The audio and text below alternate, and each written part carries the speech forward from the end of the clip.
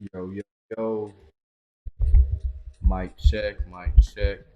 1 2 1 2. I think we should be good.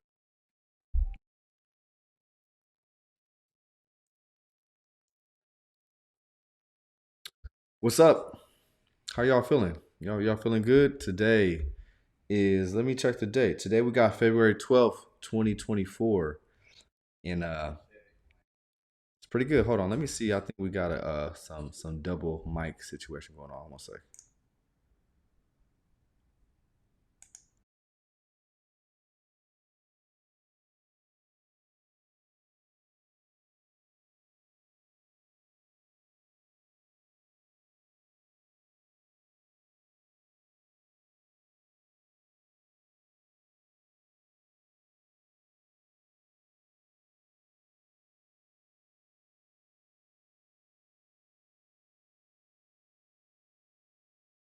All right. I think we should be good.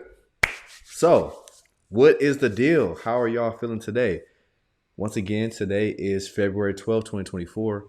And well, there's some excitement. There's been some positive volatility for crypto. So everybody is feeling a little juice, a little blood flowing here in crypto land simply because Bitcoin is finally back at 50K. And it's been a minute, to be honest. Bitcoin hasn't been to 50K since about, I want to say December of 2021, if we were kind of keeping a time log on that. But a beautiful thing is that, like, we have these psychological levels that a lot of people start to pay attention to. So 50K being one of them. The next one's going to be 60, obviously, then 69K. And then there's price discovery. I think that what we all got to realize is that, Bitcoin has trekked so far up from the down draw. So it went from 69K down to 15K, and it's done all this work to march back up to 50K. So, with that being said, things are looking pretty bullish. Post chain ecosystem looking bullish. I was actually looking at a couple charts here. Stocks obviously still looking bullish, but a lot of these ETF inflows are really starting to make a difference. So, with that being said, we're in a good time, man. We're in a good part of the cycle where we basically, essentially, what I'll say is like we basically are in that asymmetrical risk opportunity to where when you're this close to having, typically you find a smoother type ride from here to the all-time highs versus trying to invest when we're already at overheated prices, or trying to invest in a declining bear market. That's very hard to do. So this window, basically 90 days before the halving and 90 days after the halving, is kind of like the sweet spot. Well, do you get the most returns? Well, no, you didn't buy when prices were at the basement floor discounted prices, but the ride is smoother. So if you're new to crypto, I know a lot of times, like, it may sound like people may be trying to get you to FOMO, like, oh, now's the time. But legitimately, from the data, not from how I feel, like, now is the time. If you're thinking about crypto for the first time, now would be a good entry point to start to DCA. But with that being said, yeah, man, we got a lot of great developments over the last few days. It's really been very nice to see. Like, I've been very impressed from what I've seen from the institutions, because people got to understand. I was saying this earlier today. You got to understand, where's the money coming from. Like, the retail folks that typically like to come into crypto, they're not quite here yet. Like, some of them are. I see some of that sentiment building up, but most retail people aren't here yet. So where is this influx of capital coming from? And it's always going to come from institutions first. And so, this is a nice positive thing that we're seeing, but we need follow through. We don't want to just see a good week or a good month. We want consistent inflows throughout the next, really 6 months, 8 months to really start to kick this thing off. But as of right now, it looks like we're heading that direction. And so there's a couple things that we can be excited about. Obviously, with us having 50K Bitcoin, like, hoorah. But the other thing, Ethereum is now, it's like, when I seen, and literally it's just like, because when you see these moments, you kind of like watch price almost all day. Like, almost like, that's how I felt to an extent, where I'm just like, all right, are we going to stick at 50, or is this just a wick? Or are we going to go past 50? And 'cause I want to see how would we maintain around that price. And believe it or not, all day, we've stuck here at 50 and we haven't just gone straight down. That is a really nice sign, to be honest. And so that shows me stability. That shows me that there's still demand. And as this halving comes into play, where the block reward gets cut in half for these miners. What you got to understand is if demand stays the same, then that's automatically going to push up price because supply that's going to be able to be sold on the open market gets reduced in half. And then so that is, believe it or not, that is a fundamental change that does help out the price of Bitcoin. And so we are in some pretty impressive times now. Like we're in that phase where Bitcoin is still going to be like that main narrative, the main thing that people are going to focus on that are maybe freshly coming into the market. But you already know, right? After Bitcoin comes Ethereum, then the layer ones, then the GameFi, then, I mean, we've even got some new narratives being able to like sell your NFT on the open market. Like this is things that we need to talk about. New narratives that are coming out that, hey, you may want to participate in, or you may say, hey, all right, cool, I'll chill back. I just know that overall crypto is going to benefit from the new narrative. But this is when we have like on the excitement level from like 1 to 10, 1 being like no excitement at all, 10 being like at euphoria. I'd still consider us to be at like a 5 or a 6. Like we're not at a 7. We're definitely not at 8, 9, or 10. So that lets you know that, you're still in the fair value range, especially when it comes to price. And so one thing that I'm going to do and present on this stream here is talk about how to understand cyclical trends and how to use those trends to help you create your thesis in regards to investing. And your thesis is going to be important to you. Why? Because this is going to be the whole methodology under which you believe in why you should invest. Now, men lie, women lie, numbers don't, data doesn't. And the beautiful thing is when it comes to looking at like cyclical trends, so things that continue to go, but also secular trends. So secular trends are basically saying, hey, these are not just a trend for the week or the month or the year. Secular trends are like decades long, right? And so what I want to show you guys today is how to recognize the secular trend that we're in and compare it to other secular trends that we've had. But to do that, we've got to get time on our side. So we've got to look at a whole lot of data. So Bitcoin has a nice set of data, about 14, 15 years. But guess what? The stock market, we may need to leverage the secular trends in the stock market because we know the correlation is there, y'all. And say, what do those secular trends look like over 5, 10, 20 years? And how can that correlate to Bitcoin and the rest of crypto in today's time? So we'll look at a couple things. The commodity channel index is a way to look at secular trends for stocks. I'm going to show you guys how to do that today.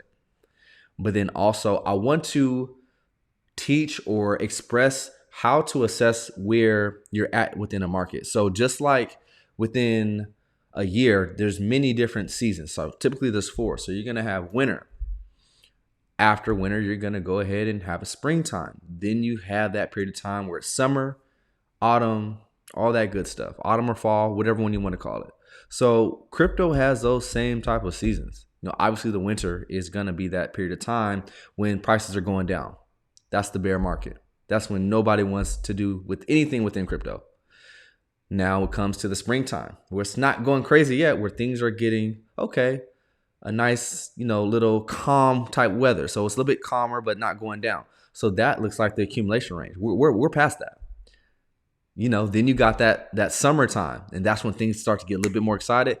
Prices start to kick up a little bit, and summertime lasts for a little bit. It gets hot out here. And then that autumn, that's that maturing of the year, right? That maturing of the asset, for example. And autumn is typically when you're going to find your all-time highs within crypto. So we'll look at how to, look at that on a chart and understand why each phase is labeled what it is. And I can tell you right now, we're in the first third of the summer time in crypto terms. So we got 2/3 of summer left to go, and we got all the autumn left to go. So that means a lot of money's to be made. And I'm here for it all, really, really. So, hey, appreciate you guys for coming through. Like it. Definitely got to subscribe if you haven't. And we're going to start to get into some of this information. We're going to look at, we'll look at CoinGecko first and kind of see what do the prices look like. Like things are looking pretty spicy. So let's trek over to CoinGecko and we'll take a look for a second. So let's do it. And after I do this, I'll hop into some comments here. So we got CoinGecko up. And let's see, what can we see off of CoinGecko? All right. Hold on, I'm checking the chat. We got a couple good. Okay. Yeah, I see a couple things in the chat that we'll take a look at here in a bit. Or we can do it now, actually. Let's see here. Who we got in the chat?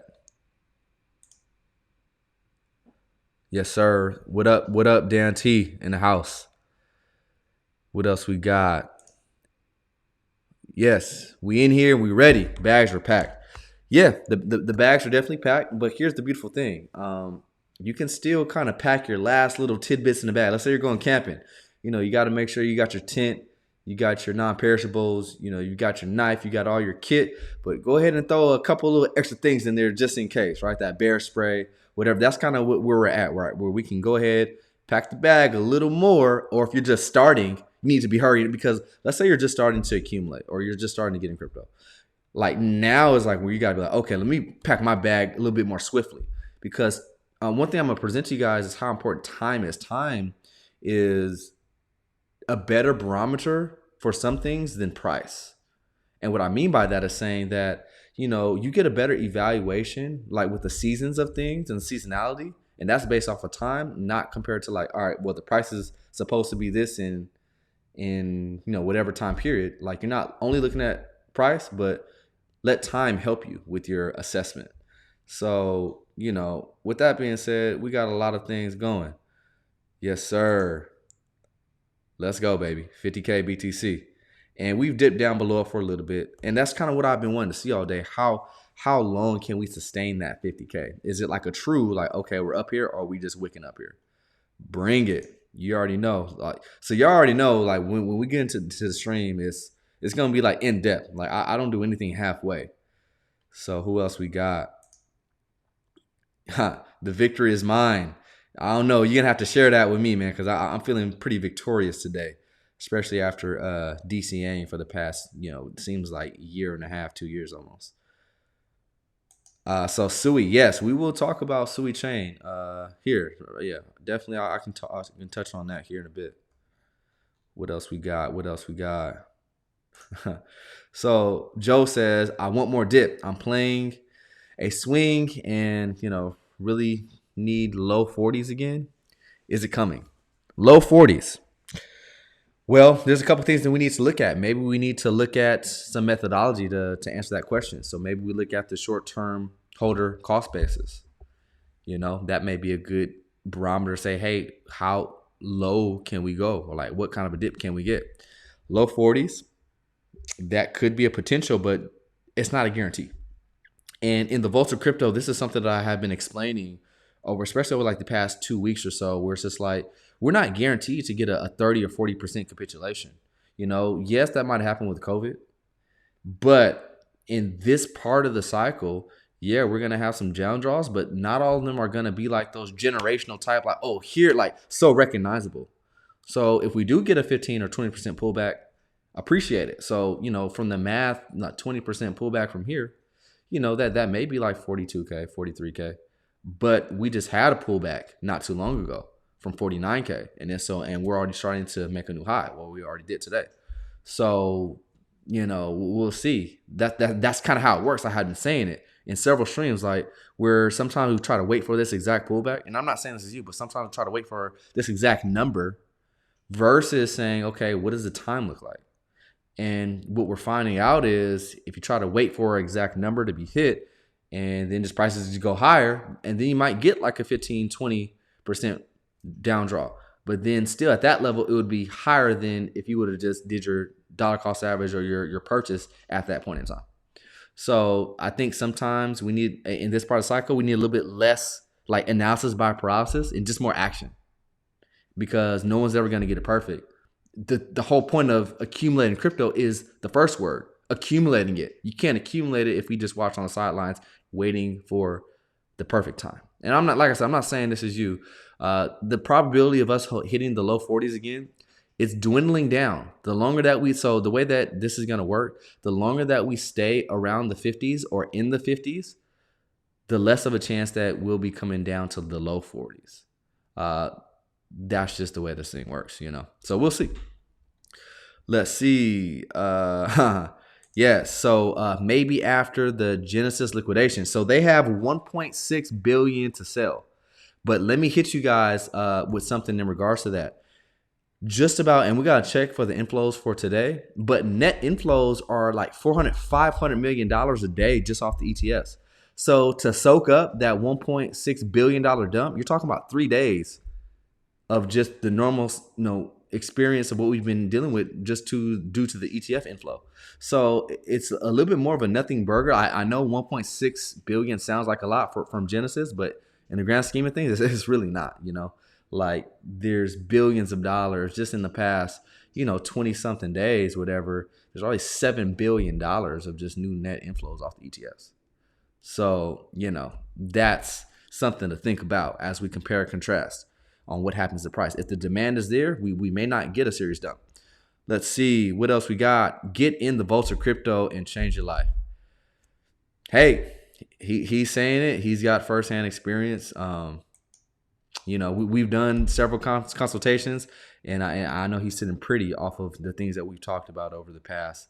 I mean, I want to say our first consultation was a long time ago, 6-7 months ago. What else we got? Bull market should feed into next year. Oh, of course. Next year is when we get to crypto autumn, so that is 100% correct. Let's see. Who else we got? Let's see. We got Ted Cash. Appreciate that. Yes, we got the alpha. It's on the way. Yeah, like for real, like hashtag bear spray. That's technically what we're doing here. Like we're going on this bull run. We need the bear spray. That's what we got to do. Let's see. My bags are packed, but I have a bit of anxiety. So anxiety and fear. Now they're two different things. Fear is the concept of saying, hey, I am worried because I maybe experienced something before and this actually scares me. Anxiety is maybe the fear of something that has not happened yet. So if you're anticipating something bad to happen, it's something, the way I've dealt with anxiety is saying, okay, let me temper my expectation, right? If you don't try to get things perfect. So I remember when I was playing ball in the league, I remember when I was young in my career, some of that anxiety would kick up before a game. But what I realized as I got older and I got more seniored into the league was like, it's just an aspect of saying, hey, the approach needs to be what it needs to be. You need to be professional, need to work hard, got to go and handle business. It's game time. But once you put in all that work beforehand, so you felt confident in, that week's work of practice, your film study, and all that kind of stuff. Once the game comes, you just let it fly. You just let it be. And after the game, you just know you left it all out on the field. So investing is kind of like the same way. Once you put in that work, you're doing the research, you're catching the streams. That confidence should come to where it's like, hey, I've done what I need to do. I'm gonna take this action. Now, regardless of whatever happens after that, I know that I did everything I could, and that's all anybody could ask of anything. So that may be a good way for you to, handle a little bit of the anxiety. But the biggest thing is understand that really, I'm going to be honest with you. Like, this is your first bull run. Let me tell you this. You've already won simply because you're here and you've taken some action.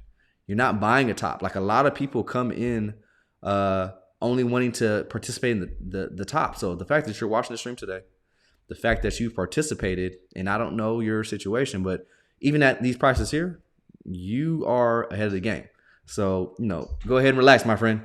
Things are going to be okay. We just got to keep on rocking. So, with that being said, I think we got through all the comments. All right, let's get to it now. So, we have CoinGecko here. This is the preferred go-to site. I really don't do CoinMarketCap anymore. CoinGecko is going to be able to sell some basic information. So as of right now, we got $1.9 trillion in market cap for all of crypto. That's pretty good. So the all-time high in 2021, in November, we got up to $3 trillion. So we're 2/3 of the way there in all total market cap. Not bad. And as we go ahead and look at some stuff here, like we got some volume now. Like here's all of crypto, $87 billion of volume. So that's why I say when Genesis is only going to dump 1.6, just look at all of crypto. And Bitcoin is a lot of this. $1.6 billion in sell pressure ain't too much. I think we can handle that over a week's time span or even 2 weeks, and that'll be, soaked up by the demand. So what do we have trending? Gala. Yeah, it's been a while since we talked about Gala, but Gala is still creating. They're building. They have a usable product. I played many of their games. So Gala on a very nice accumulation range for Gala, y'all. Like, if y'all sleeping on GameFi, Gala is one of the ones that you definitely want to take a look at. But we'll come to Bitcoin. So in the past 30 days, Bitcoin is up 16%. That's pretty good. Past 7 days, 17%.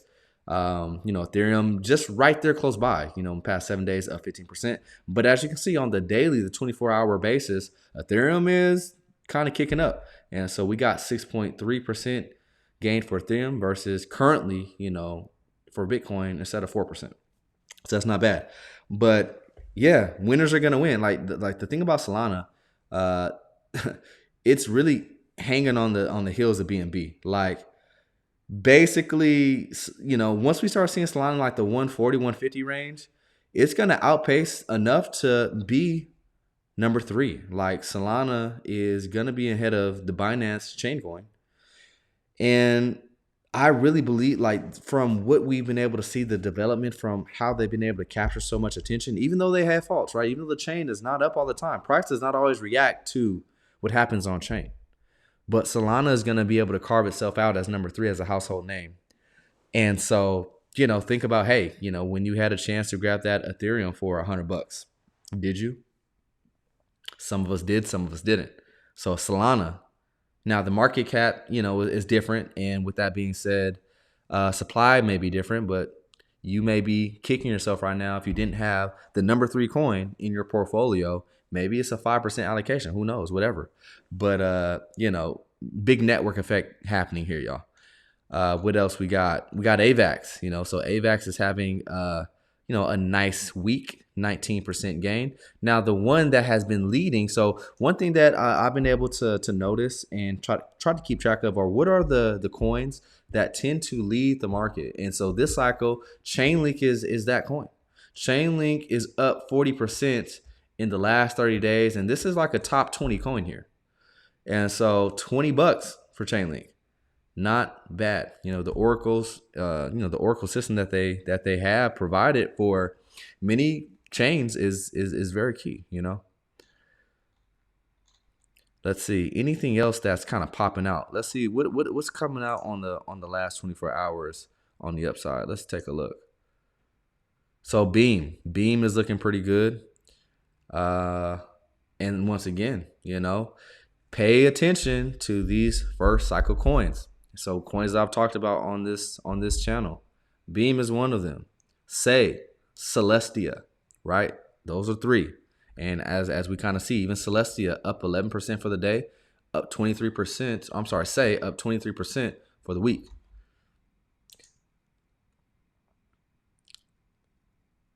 Not half bad. As we click into the circulating supply where we only have a quarter of the supply out. But obviously with the young coin, it's going to have a lot of inflation. But if demand meets that inflation, you're good to go. Let's see. Now, what does this look like on log scale? Let's see what we're looking at. So log scale. Let's see the whole chart. What we got? And so in the Vault of Crypto, you could use the Hatter, right? So the Heikin-Ashi trend reversal and get all the local lows and all the pivot points on any coin, right? So, we may have to throw this coin and see kind of where that's at. So, but yeah, it's on a steady trajectory. And this is like, for a coin in its first cycle, this is a nice accumulation range of just going sideways from January 5th. So for about a month and some change before it tries to make its next move. And so, at 74 cents, hey, 74 cents. Ask yourself, man, could I have gotten that say at 74 cents, or are you going to wait for $7? The choice is yours. Now, if we want to compare this to Bitcoin, what does this look like? And same thing, it's even outpacing Bitcoin, especially since October. So this chart is up and to the right versus Bitcoin. So that's a positive sign. And if it is outpacing Bitcoin, then it's also outpacing Ethereum. So check. Outpacing the dollar, outpacing Bitcoin and Ethereum currently. These are all good developments that you want to see.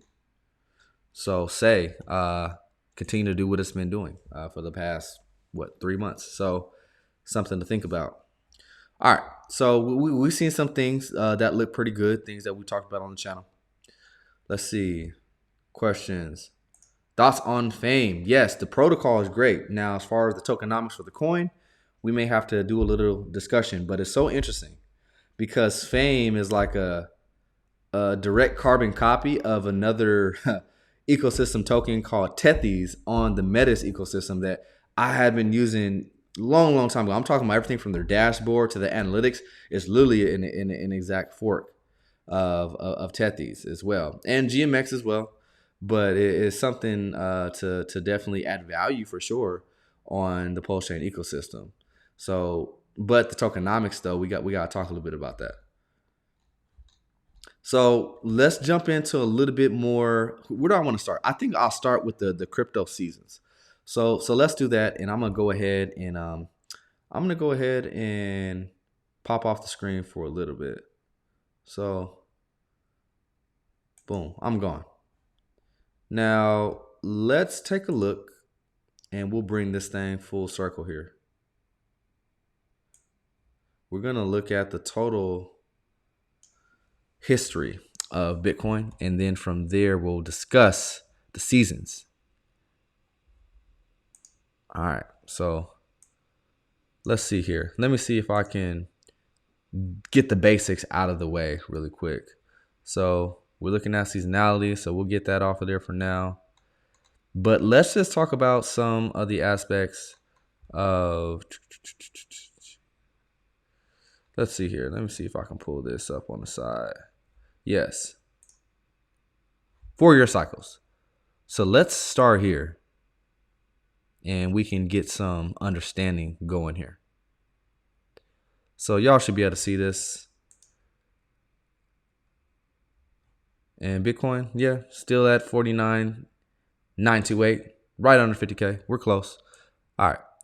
So 4-year cycles, something that everyone needs to understand. And what I've done here is I've laid it out as easy as possible. So every 4 years, we have a halving where basically you're going to have the reward for the miners be split in half. But what I've done here, essentially, I've taken low to low to low. So price low for each cycle, low, low. Estimate is just about 4 years. So that's very cyclical. And we can kind of see like the moon shape bubbles at the bottom to give us like a good idea. Like, okay, like the moon is coming up, moon is going down. So now every single time that we have an expansive phase within the 4 years, typically you're going to have a nice amount of time going up and then a year of going down. So you have, this sideways action, then you have this expansive action, then you have a sharp correction every single time. So after you have that parabola, then you're going to have a sharp correction. Some time past, that was 93%, 85%, 83%, and 78% this past cycle. And so these market bottoms are ideal for starting your DCA or somewhere around there. In the Vaults of Crypto, we've been talking specifically on how to take profits as we trek higher. There's a methodology to do that based upon the halving cycle. And they have to do with a certain amount of weeks that tend to be cyclical as well. And so if you want more of that information, definitely hop in the Vault. But now that we have the basis, we can kind of get an idea of saying, all right, so we kind of see, what this is looking like. What does it look like for us to go another 4 years from bottom to bottom? So let's just do a easy date measurement from this low. And let's just go about 365.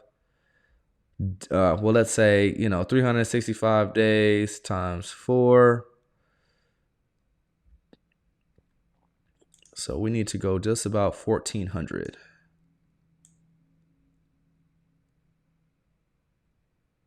Somewhere within that range. So just about 1,400 days. That's about 4 years, right? Give or take. And so that's when we are going to basically anticipate that next low, cycle low. So instead of December 2022, we take that out 4 years, and we should be looking somewhere within November, December of 2026, right? So that's something to think about. Now, typically, you're going to find that you're going to have your peak about a year before that.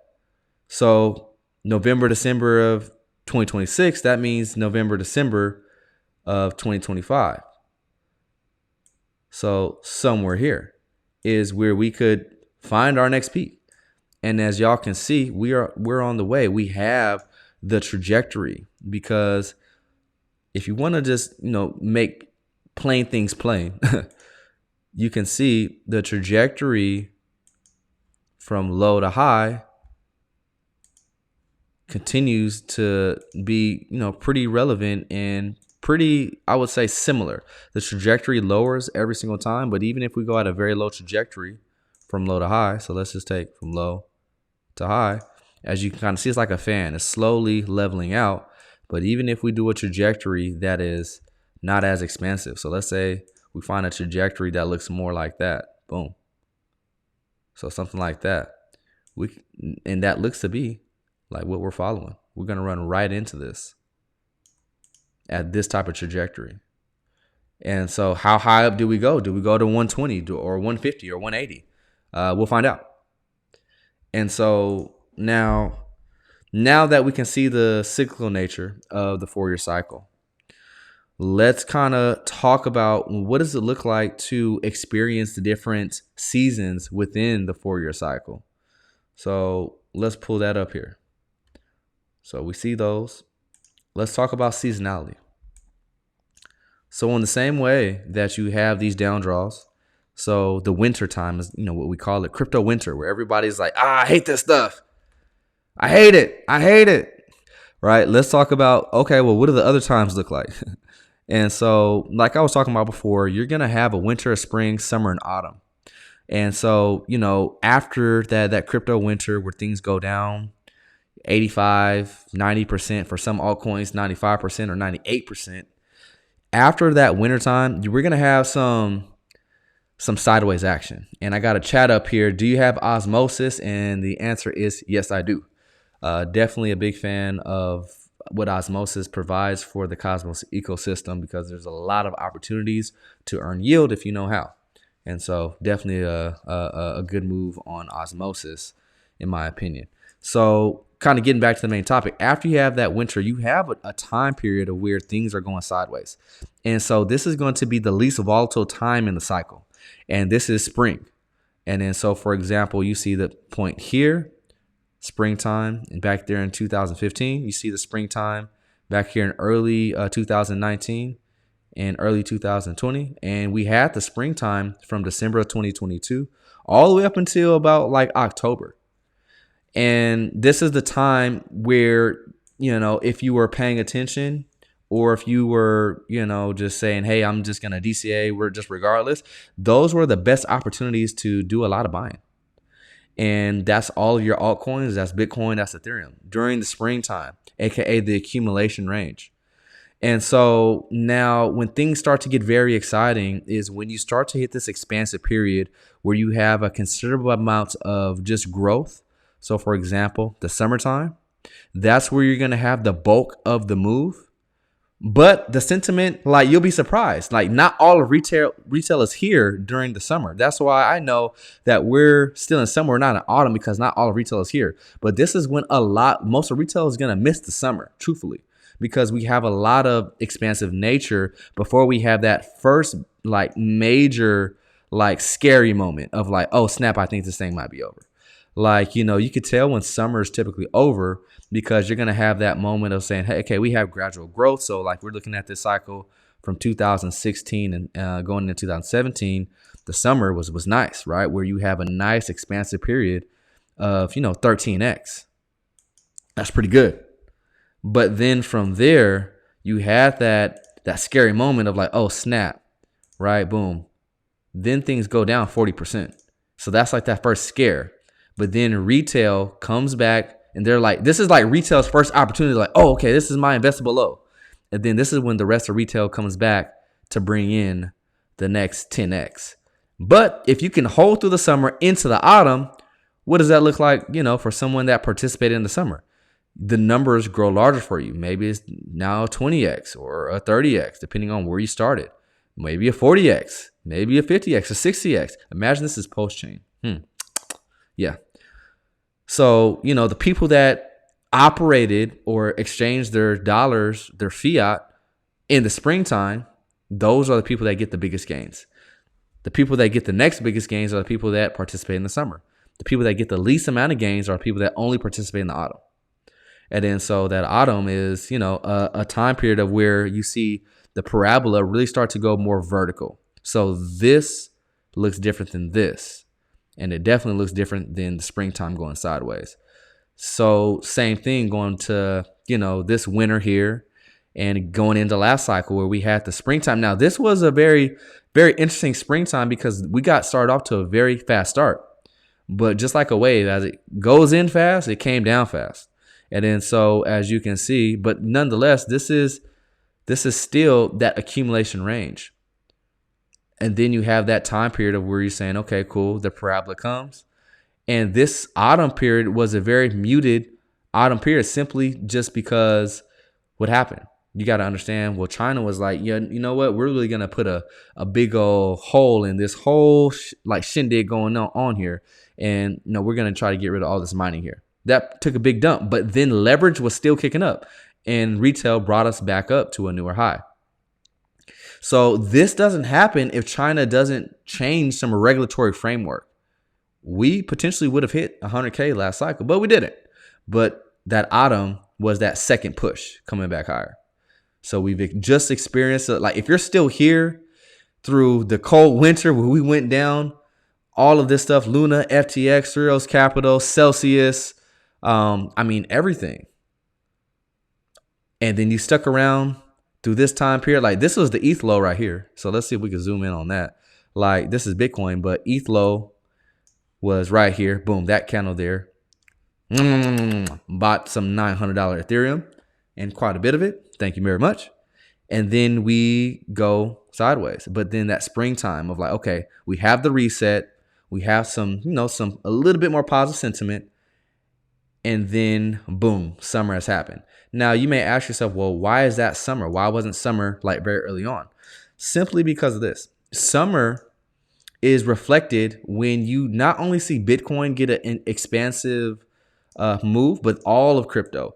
So this is the time in mid-October when all the alts really came alive. Not just some of them, not just Solana, not just Caspa, whatever you call it. Not just Injective, but like all of the alts came alive here. That's how you know we're in summer. And, and we're printing a nice, very, very nice green candle. And we just obliterated this last wick. The credence of going up more than down is looking to be the case here, y'all. And so summer is abreast. Now, how long will we be in summer? For quite some time, y'all. Like you really know when we're in autumn, just simply when your mom's cousin's little brother's second friend is asking you, how do you download Coinbase, whatever the case is. Like, and we're not there yet. So summer is exciting, but it's not the crazy time. But this is where you want to be. So like I said, we're in the first third of the summer season within crypto.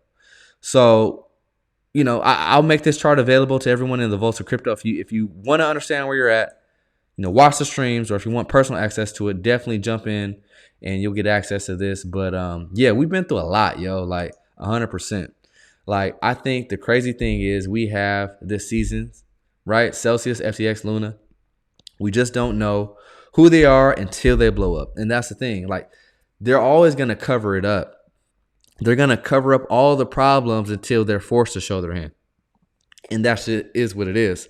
But you don't have to worry about that if you're not a new investor at those higher price premiums, because during the autumn, that's when things will start to blow up after a long, expansive time of leverage and, easy monetary policy and all this kind of stuff. But, you're going to be the cohort of people saying, hey, I know the cycle, and I understand the time periods. I know the seasons. In the autumn, you should be thinking about taking profits, right? And then after autumn, that's when things are going to go ahead and, blow up. They do every single time. Like Mount Gox situation. Mount Gox happens here. Blows everything up. So, understanding the seasons is very important. So we've gone through a crypto winter. So it went from 69K to 15K. Crypto winter. The spring was that revitalization of price starting to make a nice uptrend, brought us back up to about 30K. We had our last little dip and we sprung up into summer. Now we're at 50K. Typically, summer is going to take you to all-time highs, and then autumn is going to be price discovery.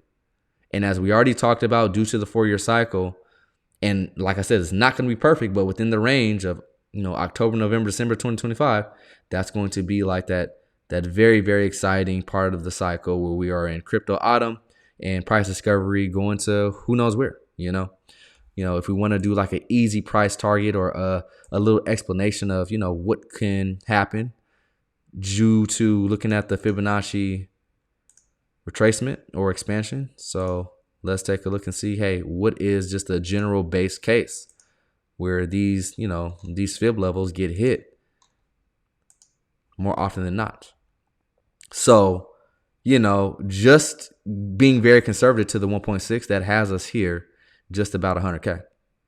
So we're halfway there since we're at 50K. So just a double from here gets you to 100K. Now, we got to ask ourselves, well, what happened with the last cycle, And things aren't always going to be the same. We have diminishing returns, but we take the top of this cycle to the low, drag that over, and you see we went nicely to the 3.6, right? And so let's say we're being more conservative. Maybe we just go to 2.6, in between the 1.6 and the 2.6. What does that leave us? And we've kind of got that 1.6 and 2.6. And this is saying, hey, we're being very conservative. Autumn may look like, Bitcoin getting in between 100K and 160.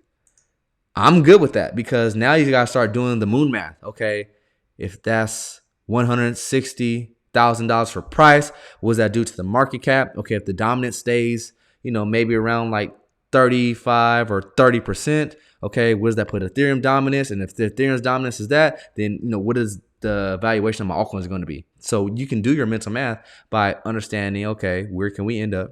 What does that look like? And what does that mean for a lot of altcoins? That means a lot of X's, y'all. Like that means like 20, 30, 40, 50X for a lot of these coins that are going into their second cycle. And for the coins that are in their first cycle, who knows? Like we just gotta let it ride out. So this is the exciting time of crypto. If you're paying attention, if you're here, but then you need strategy though. Like don't just go and just do anything.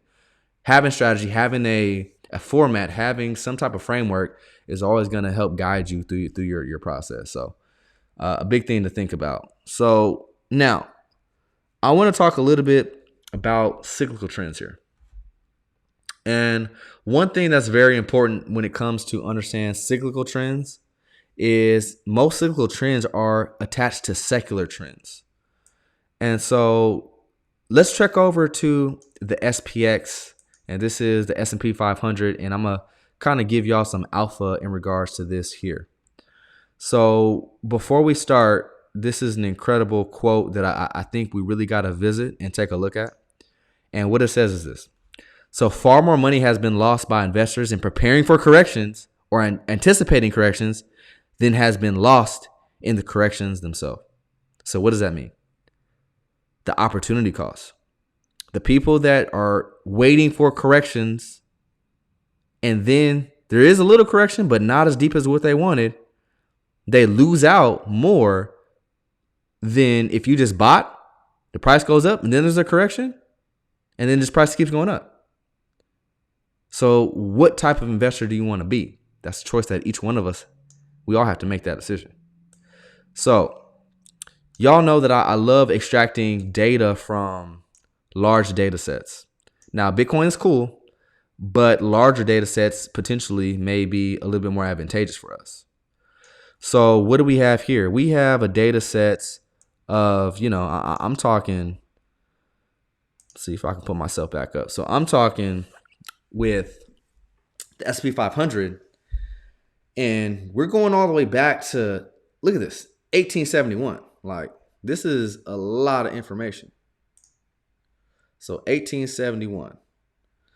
Now, are we going to use all that? No. I think the relevant time, and even if we look from the 30s or the Great Depression, like let's use that time period, we can see that two things are happening. Number one is this asset over the cyclical and secular trend. Cyclicality means, hey, we're going to get dips along the way. The secular trend is, but this is up and to the right. So let's not fixate on downdraw potential when we know the overarching theme is the currency debasement will push everything up. Your homes, the cost of a home, the food that you're eating, everything, gas, everything in price is going to be pushed up. So since we know that the secular trend is that, going back to this quote, because think about it, there's people that have been like, let's just kind of zoom in real quick. There's people that have been, I'm talking about since, and this is on a 3-month chart. So each one of these candles is 3 months. There has been people this whole rally that's been like, oh, yep, we're going to get that pullback. We're going to get that pullback. We're going to get that pullback. We're going to get and this thing ain't pulled back near nothing, like barely a little bit. But from October of 2022, this thing, for just the basis of the stock market, has almost gone up 50%, which is huge for the stock market under this duration of time. And so the biggest thing is this, same thing, everybody's looking for this great financial crisis moment. And we've done the exact opposite. So we see that, yes, we do have these time periods, but if you all remember the stat, let me put it up here one more time. From this data, 87%. So 87% of the time, stocks are going up. So people are literally, that's what I'm saying. It's just simple math. You're literally hedging for a 13% chance. That's the odds aren't in your favor to try to wait for a 13% chance, when the majority of the time, and why so many people got left behind over the past year, because they're listening to the news and they're not looking at the data. So 87% of the time, things are doing this, things are going up, as you can see. 87% of the time. And this ain't nothing that's just been happening for the last year or two. This has been happening for almost dang near, a century, So this is the secular trend. Now let's look a little bit more detail in what I have here. Okay. So what I've been able to kind of code up for us, and I've taken this because they didn't have it here on TradingView, but I took the same parameters from other stuff to be able to put it on here. So the CCI. So basically, this is the commodity channel index. So what we can kind of use the CCI for is just secular trend momentum. And when you have your big deviations of secular trend, you'll see that show up on the CCI. Okay. And so the time period I really want to look at, and that way we can get a grasp for, hey, what is on the line here is this. So what we have here is we have some vertical lines here in yellow, a couple vertical lines here in orange, but I really want to kind of get our attention down to the bottom portion, where this CCI, this midline here at 50, and let's see if we can make that a little bit easier to see. So this midline at 50, this is kind of showing us that, like I said, majority of the time we are in a positive direction in price, right? And we have these long elongated periods of time. And then we have that little bit of a deviation, that 13%, where we break the secular trend for a moment in time. And then we go back for a long duration of the secular trend. And there's a couple areas that we like to defend, especially. So that area that we like to defend, and what we did in recent time, and so you're going to see how this stuff lines up pretty bang spot on, where we spend a lot of time. Let me see if we can make this bigger. We spend a lot of time getting past this 50, so past this midline, going into the bullish momentum trend for the secular. Like I'm talking about like years at a time, not just a cycle or a couple of months, like years at a time for the stock market. And we stay there. But what do? But we bounce off this area of around 70 time after time after again, time after before we break trend. And this is like we're looking at a time period between like 1943 to 1969. Like we're talking 20 plus years. Then we break it. Then we're talking about another time where we break it, then we come up above 50, and then we bounce, somewhere around like that 70 time after time again. And then we break it again in 2001. So we're talking about from like the late 70s to 2001. Then we break it again for the great financial crisis. And then we go back above. We do that round trip back above 100. And then we're bouncing off 70, 70. And that's what we had this time again. Same thing that we did for these other secular trends for a long period of time, we did once again in October 2022. We did not break deviation and come down below 50. And those are the time periods of where it's like, oh, everybody's waiting for this.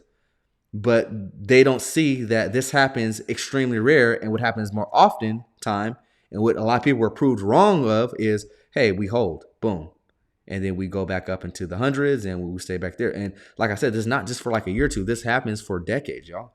So the secular trend is showing that things are looking pretty good. Now, what I am wanting to show you guys is, okay, so how far in this secular trend have we been?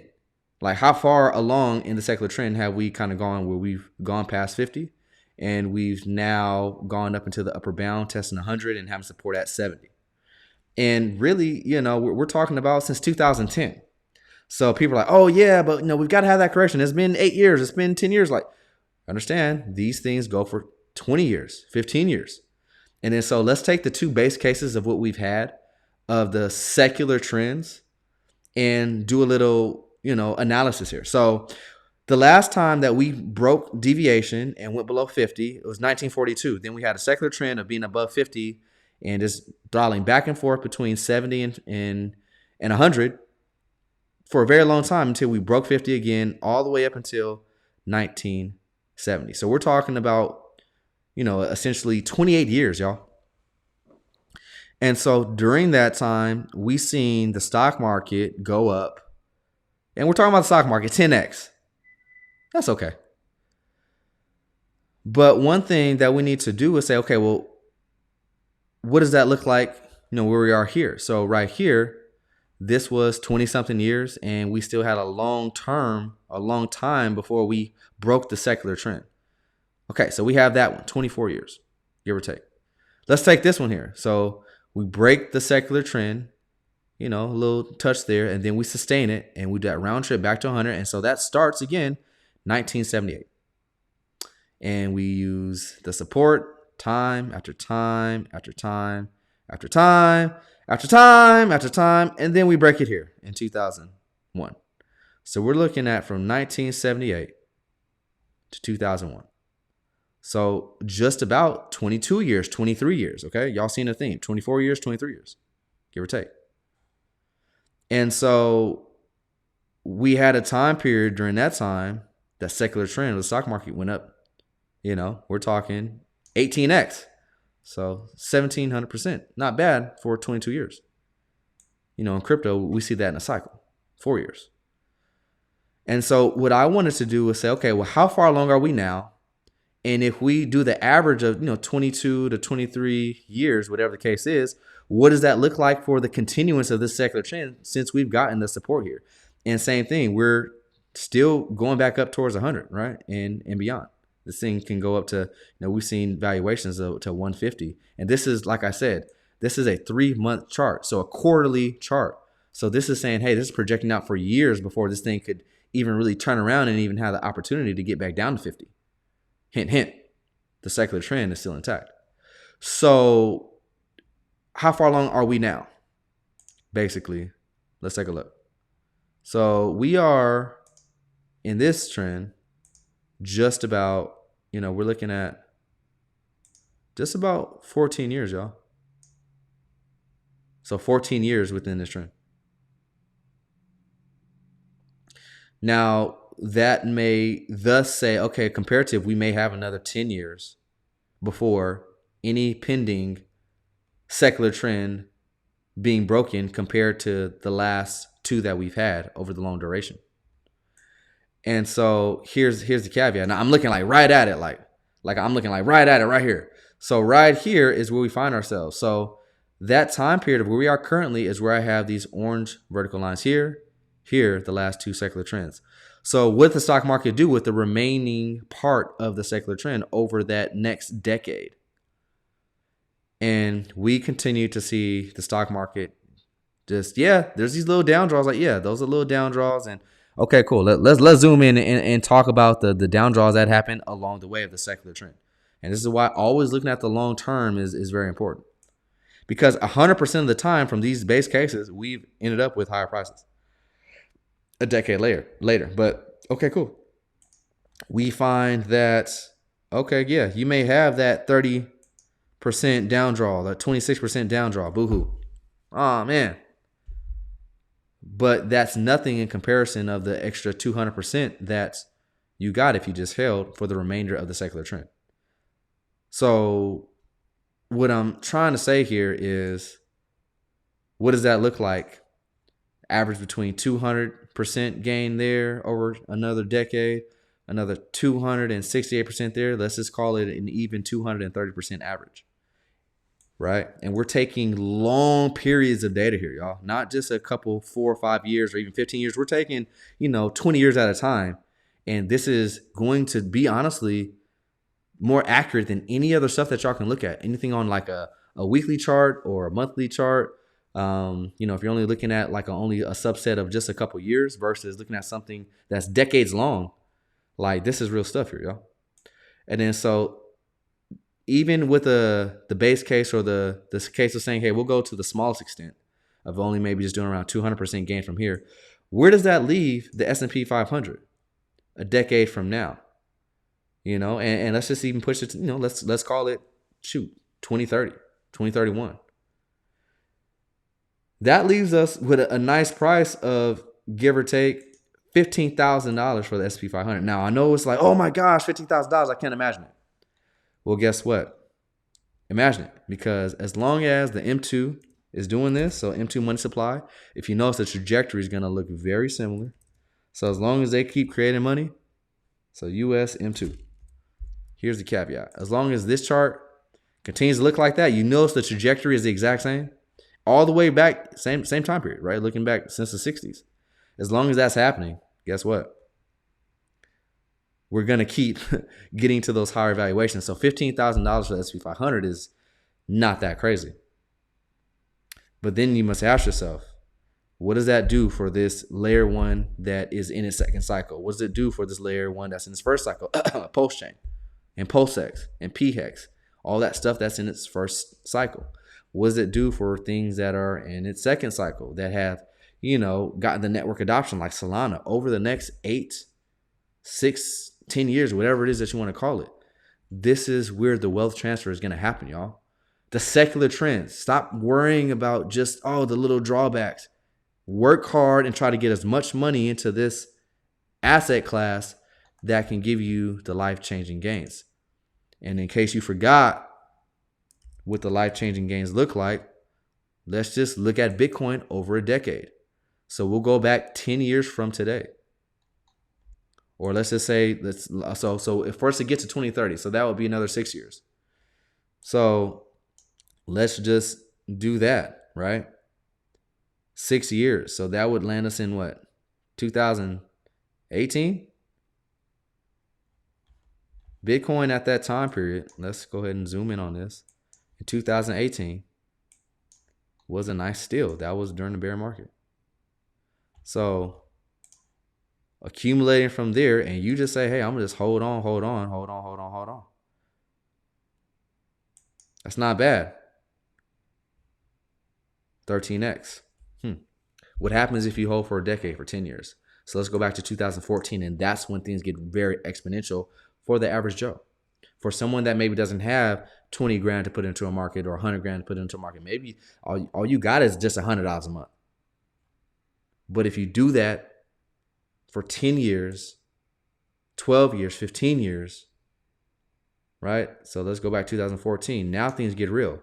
200 times your money. It's not bad. And it scales, down, based upon, the higher that you're buying, but still. This is what it takes, man. Longevity is the name of the game. If you're not thinking in these terms, you're going to lose. I'm going to be honest. You're going to lose because A, you're either going to probably sell your stuff way too soon. B, you're going to be buying stuff at price valuations that you shouldn't, especially if you don't understand the seasons. But I pull all that to say is just like, at the end of the day, if you're just investing during a long period of time and you say, I'm willing to do this for 6, 8, 10 years, you'll win. That's just the gist. And the secular trend is showing us that we're on the way to very, very nice times. We got the election coming up this year. Typically, the stock market is ripping and roaring during an election year. So there's a lot of confluence here showing us that people that were saying that we're going to have, like, every time I used to hear this snippet here. All right, let's go back here. So every time I used to hear like the snippets of, okay, so Q4 of 2023, it looks like we're going to have that downturn recession. And, we got credit, deteriorating everywhere and the 10-year bond years and all the inversions. But yeah, it sounds good. But what is the secular trend though? Hey, even if we would have had a recession where, prices went down 40, 50%, we went down 30%. And that's very much in line with what happens in secular trends.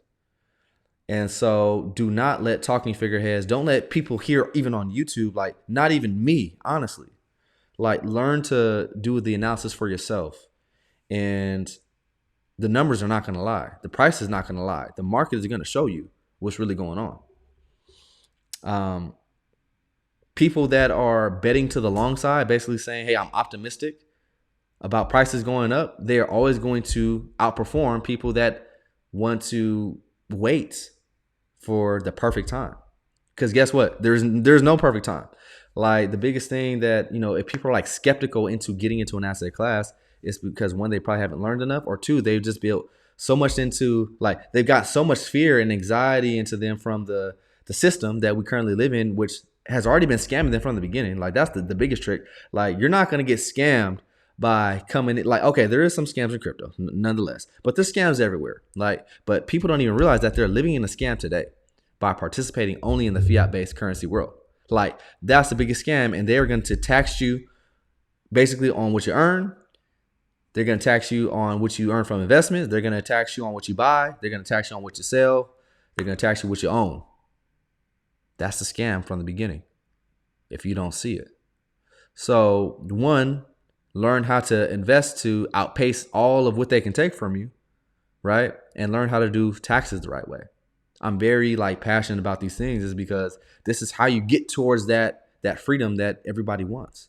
And it's not about just like, oh, I just want to be a baller and have all the money in the world. I know a lot of people just want to have the comfortability just knowing that you're okay. Like looking to the right, looking to the left, and like seeing that's like, I don't have to stress about how I'm going to pay for this bill here. Or, hey, if I want to take my family out to a very nice vacation tomorrow, I can do that.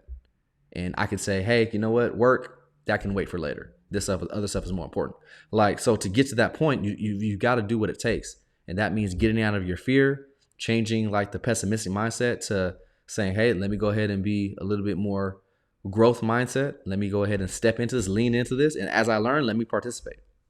Because to be honest, for a lot of us, what do you really have to lose? Like if you're trying to protect your few $1,000s that you barely saved, and I'm not trying to say this in a bad way, but I'm just being honest, but that's the thing. Cause I was saying this not too long ago. Like you got to understand if you're in like your late 20s, 30s or 40s or 50s, especially 60s, you got to understand you've made tens of thousands, if not hundreds of thousands of dollars already.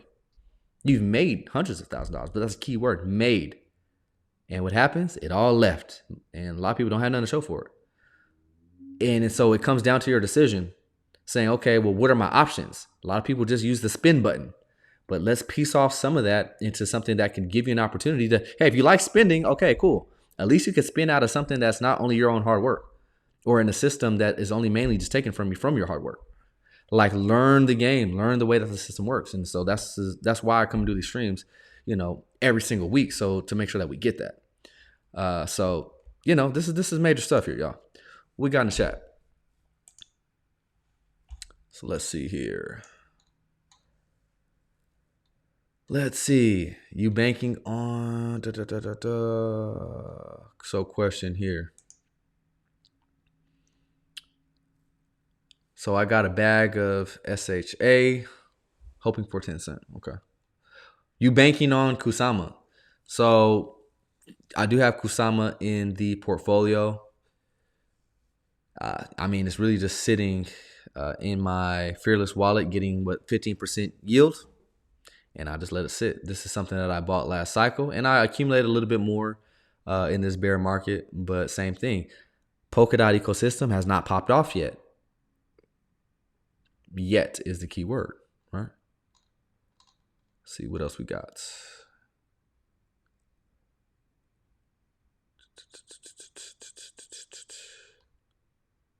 Cool. Let me see. So let's head over. Let's head over back here. Boom. Okay. Here we got one. Appreciate that, bro. 100%. Hey, I'm here to not only enlighten, but to really get people to press that let's go button. Like, I wish I had a button right here that said let's go, because a lot of people need to press that button and stop playing around. So yeah. Got to get serious if you want serious outcomes, like some serious gains. You got to get serious about learning. Like there's no other way around it, truthfully. Cool. So let's see what we could find on x.com. Let's see what kind of stuff they got. Let's go back here for a second. Michael Saylor, I believe, bought some more Bitcoin as well. These ETFs are, the inflows are there for real. Let's see if we can find them. I think the information won't post it tomorrow morning, but compared to if we're looking at last Friday, the ETFs, they pulled in net about $550 million. Yo, this is actually very, very, very, very dope. I definitely gotta play this because I thought this was funny. I've seen this earlier. This is funny. Let's see if we can get some of this action going without getting the copyright strike.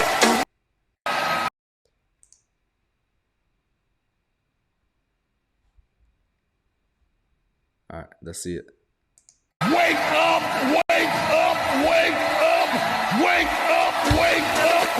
Wake!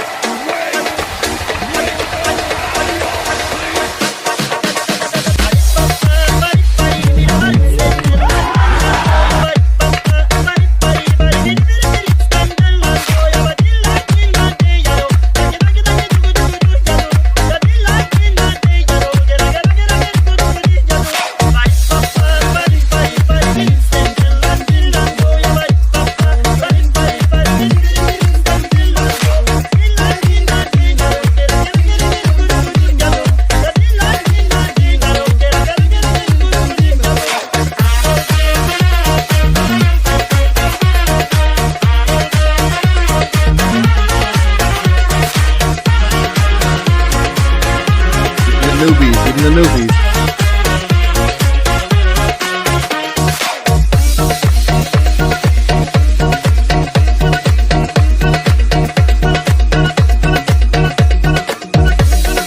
And check this out.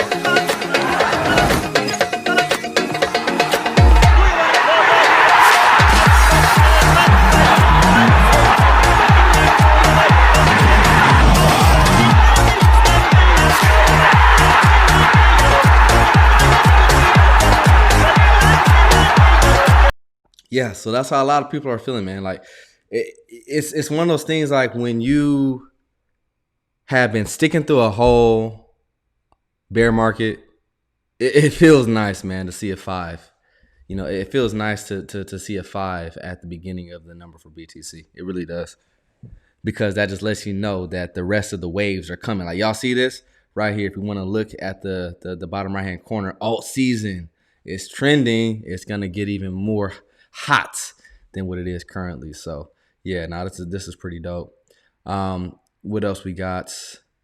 Ooh, let's go. So things like this, if this does not make you feel good about Ethereum, because here's the thing, Ethereum has a deflating supply. I've done. If y'all go in the notes, or if you go in the history within the channel, I've done full on streams about the merge and how basically that dynamic is going to same thing. I'm looking at 10 years out, y'all. Y'all don't understand the deflating supply, what that does. Also, post-sex. Y'all don't really understand what that does, especially when you have increased demand over the years with a debasing currency helping you, thrush and rush more capital into something that is becoming more scarce due to the network usage. Yes, this is a good development. So what does it say? $1.5 trillion asset manager Franklin Templeton files for a spot Ethereum ETF. It's a lot of money they managing, right? What happens if they put, 0.5% into one of their portfolios, of their management funds? Like, what's that look like for Ethereum? That might be something positive. What else we got? Anything else? Let's see here.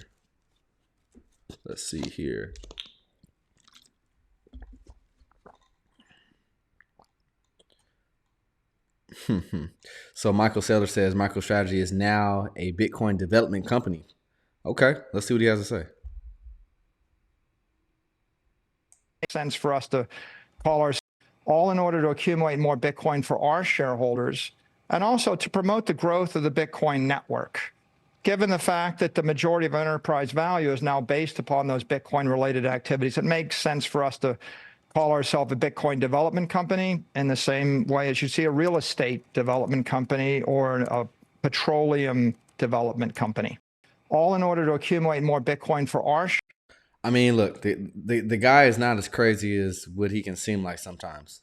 Like he's on the right side of history, He definitely is. So that's what's up. Let's see what else we got.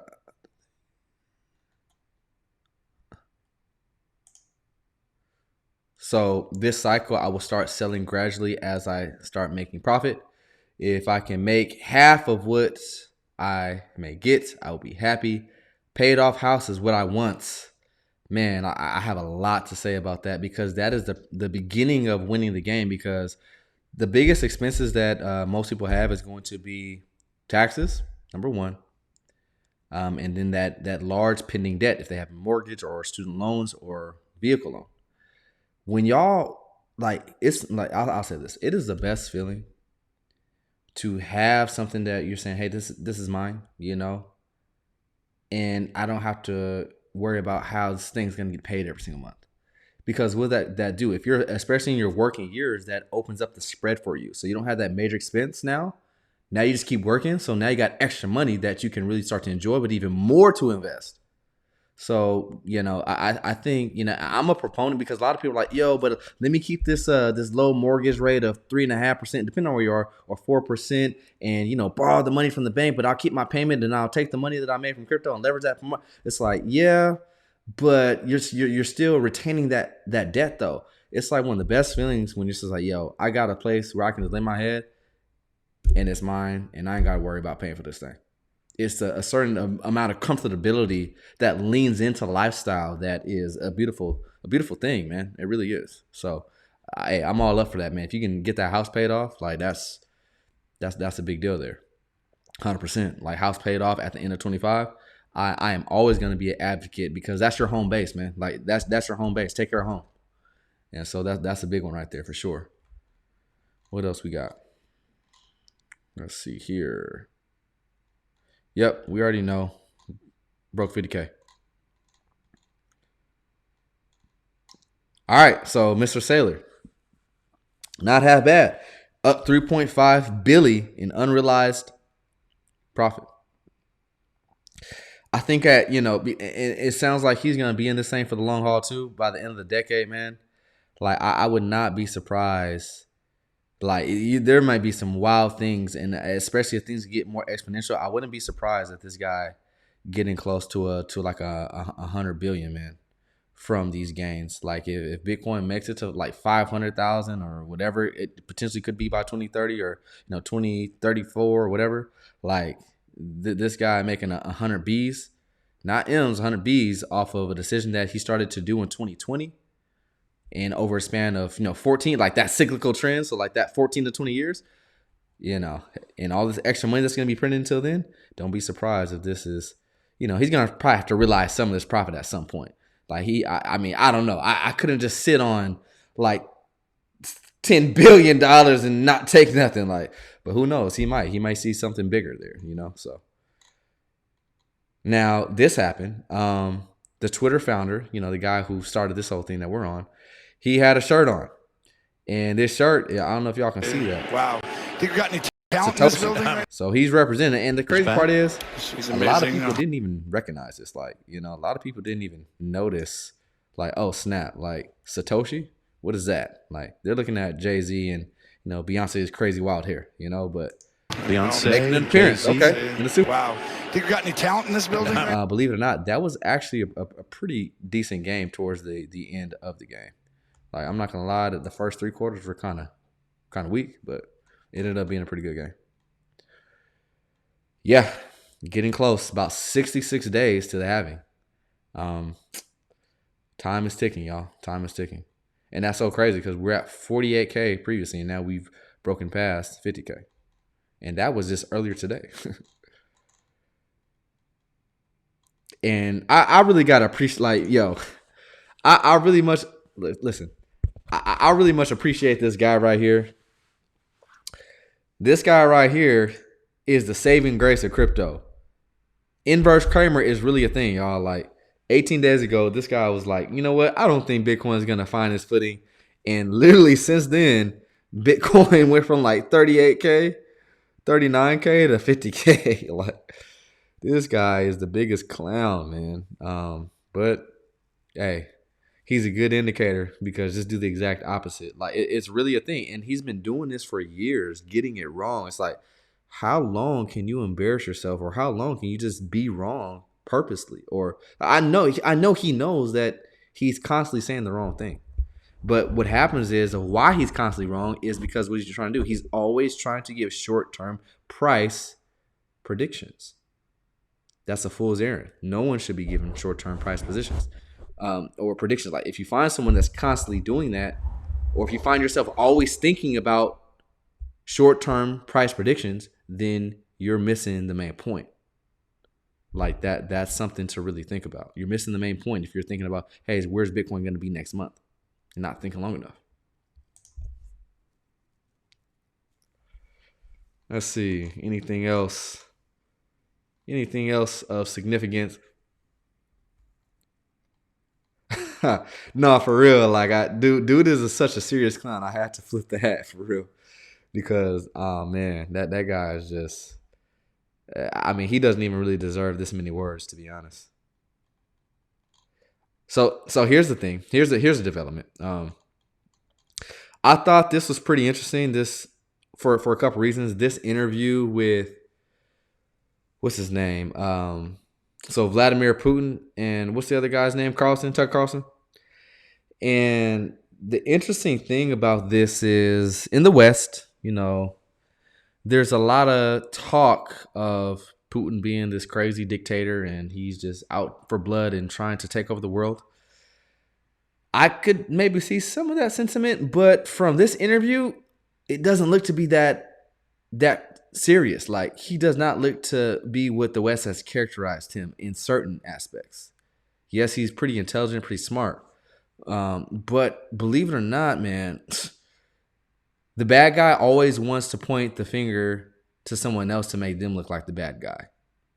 Basically. Have y'all ever played the game like Clue or whatever like that, where you got to point out and figure out who the bad one is, and everybody's like pointing at each other? That's kind of what we find here, because he was saying a lot of things about the dollar that he was just honest. And like, I labeled it like, this is like the truth from the outside. Let me see if I might be able to find that specific clip because I don't think this is it. But like if y'all haven't, y'all can go find it somewhere. Like y'all can go and find it, on Twitter. But watch that specific clip where he talks about how United States we're shooting ourselves in the foot trying to do a power play. But yeah, we have the reserve currency of a lot of transactions being done in dollars across the world. But where we are hurting ourselves is simply of the fact that we keep making more money, man. Like we keep making more of the dollar that we're trying to say is valuable. And that's what the problem is, more people are realizing this, and especially other, leaders of other countries. And that's like, hey, we can't even depend on them because they keep devaluating their dollar so much. So how are we even supposed to have some type of stability with this? So that's why you find a lot of these other countries are literally like racking up more and more into their gold reserves because they're like, hey, like we may have to end up in a situation where it's like, yeah, no, we got to rely on this gold of being the real intrinsic value here. Because what the United States is doing, and even Jerome Powell in a 60 Minutes interview said, we are on an unsustainable path on the long trend timeline over the long term. And what does that mean? That means in the secular trend, yeah, these prices are going to keep going up, but it's just like you got to have the assets to really just benefit from it. For the average person that don't have the assets, it's going to be very, very rough, And so the leaders of these other nations, they understand this, right? So all these guys in BRICS, like they're trying to figure something else out because it's like, yo, at this point, we ain't got it all figured out, but we thought that we could kind of trust in the United States. But one thing that foreign politics will teach you is that you can't trust anybody. And another reason why cryptocurrency was invented, because it takes away the layer of trust. And you can just rely on just code and value. That's all you need. And so, a lot of stuff, man. So, yeah, man, I think we'll leave it here. We'll definitely leave it here. What I'll do on the next stream, I guess I haven't done this in a minute. I'll probably end up doing a altcoin recommendation stream. So any altcoins that you guys want to talk about in particular, and not just looking at the price. Like, let's actually do the research on them. Let's actually dive into the ecosystem. I'll even maybe get a couple dummy wallets and test around and play with the networks. Like, because nobody in crypto does that. Like, that's one thing that, and yeah, I'll give it away for free. It is what it is. But like, nobody on YouTube really does that. It's like, all right, consistently, where they're saying, okay, what are some of these major, and they're not shilling anything, because I'm gonna tell you all suggestions, right? I'm not just gonna be like, hey, I want to tell you about this that I've been holding for 3 months already. Like, I'm gonna take y'all suggestions. Whatever networks, whatever coins that y'all want to do a deep dive on, like a real deep dive. I'm talking about looking at the supplies, looking at the distributions, all that stuff for whoever has the coin, the founders, all that kind of stuff. Track records, viability, uptime, everything. I think we can probably do that in the next stream. And the thing is, that's what it takes. Like, if you're not willing to put in this time, you got to ask yourself, do I deserve the gains? That's the way I see it. Like, I don't feel good. Like, if I'm not putting in the work, I'm not going to feel good. I'm definitely not going to appreciate when the gains come. Like, I have to put in the work. That way I'll know it's like, okay, cool. Like, it's really time to cash in, because I know what things are supposed to be looking like. And because I've been doing the research. So everybody, like everything I just said, I'm hoping that all of you guys have that same feeling. And maybe you don't have it today, but you keep watching the streams, you keep participating, and maybe in a week or a month or 2 months, you'll have that same confidence. Because confidence, believe it or not, is a very important part of investing. It really is. So cool. So yeah, we'll leave it here. Hour and a half. Appreciate y'all. And unless y'all have any other questions, let's see. Any other questions? Let's get them in now. We're at hour 25. Let's see if we can get another 5 minutes of questions. Do y'all have anything? And I'll actually write them down. Do y'all have any coins? Here, let me grab this pen. Do you guys have any coins in particular or ecosystems that y'all want me to? Because I'll kind of do some prep work probably tonight and tomorrow. And by the time we hit like Friday or sometime on the weekend, when I do the next stream, we could really do a deep dive. So is there like 5 coins or ecosystems that y'all have in mind to do a deep dive on, and we can do that together? I have one, and I'm gonna reserve that for when we do it. But do y'all have anything? I got my notepad out, y'all. So pen and notepad, anything. Here's the chance. What y'all got? What y'all got? Let me see. So LCX, I have not heard of that. So we'll look at that. LCX.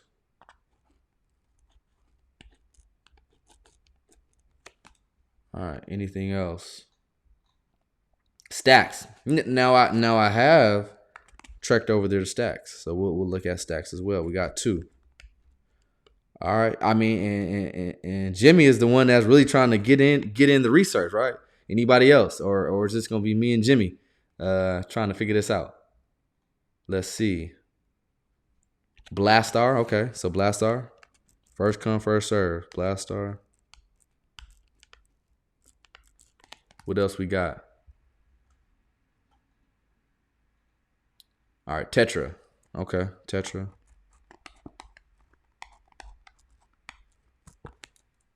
Boom. Let's take one more, y'all. So one more.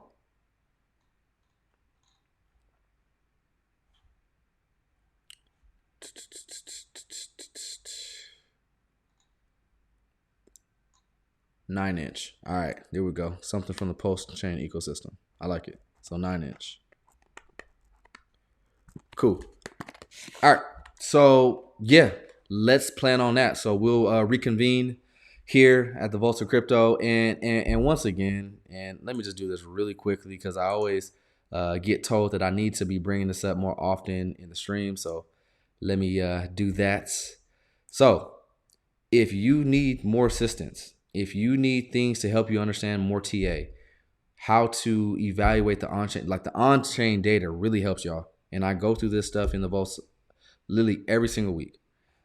If you need certain indicators that can really give you the confidence, like, okay, now is a good buy decision, and versus, all right, let me just wing it.